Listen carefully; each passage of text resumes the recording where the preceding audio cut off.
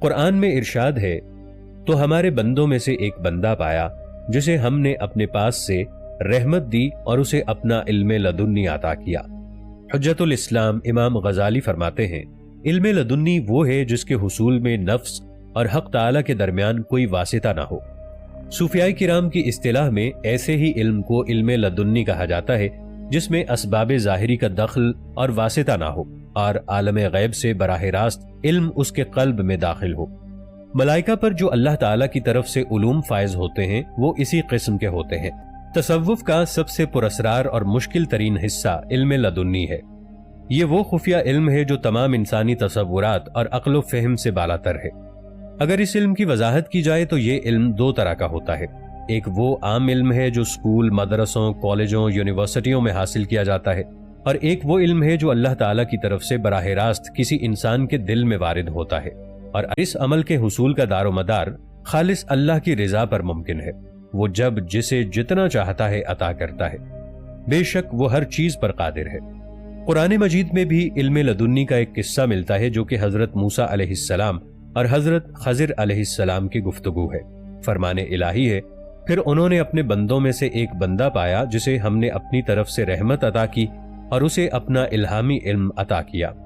علم لدنی معرفت الہی کا ذریعہ ہے اور اللہ کی رضا کے حصول کے لیے ہی انسانوں کو اس دنیا میں بھیجا گیا ہے۔ اگر آپ نے معرفت حاصل کر لی تو آپ کا دنیا میں آنے کا مقصد مکمل ہو گیا۔ اگر آپ نے معرفت الہی کے لیے کوشش نہیں کی تو اس سے کوئی فرق نہیں پڑتا کہ آپ اس دنیا میں موجود ہیں یا نہیں ہیں۔ جس انسان کو یہ خفیہ علم حاصل ہوتا ہے وہ اللہ تعالیٰ کی حکمت کے ذریعے اپنے خالق حقیقی تک پہنچ جاتا ہے۔ وہ اللہ تعالیٰ کی عطا کردہ نشانیوں کی بدولت اللہ کو پہچان لیتا ہے۔ جب وہ اللہ کو پہچان گیا ہے، علم کشف کو صرف وہی لوگ جان سکتے ہیں جو روحانیت کے اعلیٰ منصب پر فائز ہوتے ہیں۔ علم لدنی ایک ایسا علم ہے جو دل کو منور کرتا ہے۔ اس علم کے حصول کے بعد انسان ان چیزوں کو بھی سمجھنا اور ان پر غور کرنا شروع کر دیتا ہے جن کے بارے میں صرف اس نے کبھی سنا ہوتا ہے۔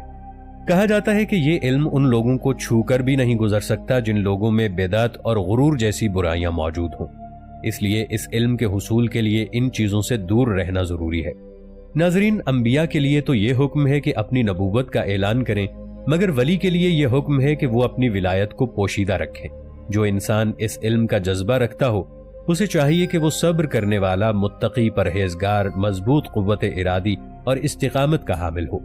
اگر انسان ان سب چیزوں پر عبور حاصل کر لے تو وہ آسمانی رازوں کو جاننے کے بعد ان کا محافظ بن جاتا ہے، کیونکہ وہ اللہ کا دوست بن جاتا ہے، اور اللہ کے دوست اللہ کے رازدار ہوتے ہیں، اور رازدار ہمیشہ اس